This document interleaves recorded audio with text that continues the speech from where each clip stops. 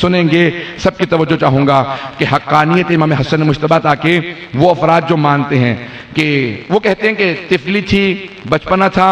ہم کہتے ہیں امام کا بچپنا بھی جوانی ہے، کیونکہ امام معصوم ہوتے ہیں.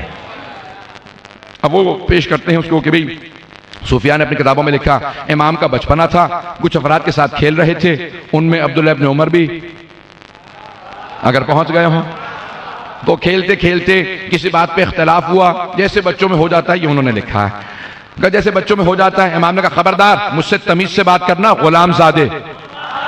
اگر پہنچ گئے ہوں امام نے کہا تمیز سے بات کرنا غلام زادے. کہا کیا جانتے نہیں ہو میرا باپ خلیفہ ہے؟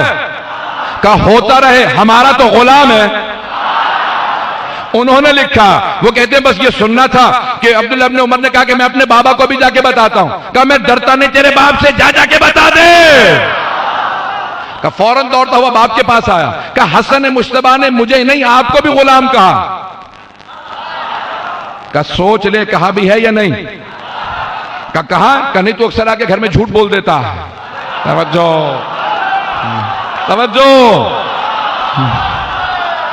کہ تو اکثر گھر میں آ کے جھوٹ بول دیتا. کہ نہیں میں نے اپنے کانوں سے سنا مجمع عام میں مجھے بھی غلام کہا. کہ غلام زادے.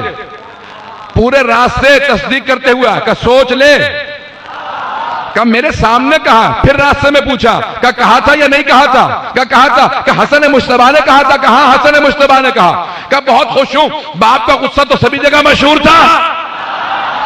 ایک مرتبہ آئے کہا کہ آپ نے میرے بیٹے نے بتایا آپ نے مجھے غلام کا. کہا ہاں کہا تھا. پھر دوہرا رہا ہوں تو بھی غلام ہے. کہ لکھ کے دے دیجئے. توجہ کہ لکھ کے دے دیجئے. امام نے لکھا. اب بیٹے کو بہت زیادہ تعجب ہوا. کہ نہ آپ نے کوئی اپنی حکومت کا ترہ دکھایا نہ غصہ دکھایا، لکھوا کے پاس رکھ لیا. کہ بیٹا میں نے پیغمبر سے خود سنا کہ رسول خدا نے اشارہ کر کے کہا میرے یہ دونوں نواسے جوانان جنت کے سردار ہیں. کہ لکھوایا کیا؟ کہ میں نے لکھوا اس لیے لیا ہے کہ جب میں مروں گا تو میرے کفن میں رکھ دینا، میں فرشتوں کو دکھا دوں گا حسن مجتبیٰ نے مجھے غلام کہا ہے. اگر امام کو نہیں مانتے جسے مانتے ہو.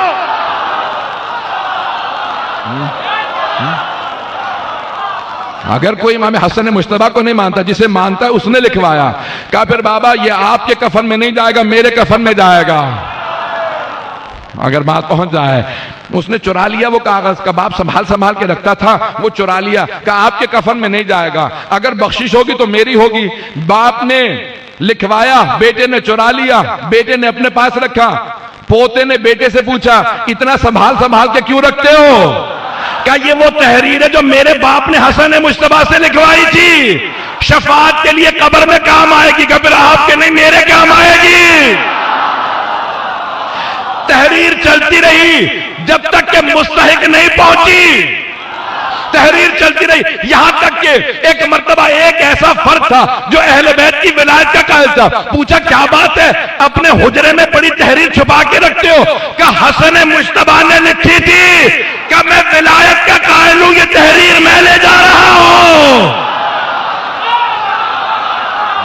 توجہ ہے؟ آپ نے غور فرمایا تھا جانے کے رہا اہل بیت علیہ السلام کی اگر تحریر ہو تو وہیں پہنچے گی جو مستحق ہوگا. تائید اہل بیت اسی کو حاصل ہوگی جو ولایت کو مانتا ہوگا. کبھی بھی دشمن کے پاس مولا کی تحریر باقی نہیں رہ سکتی. جو ماننے والا ہوگا اسی کے پاس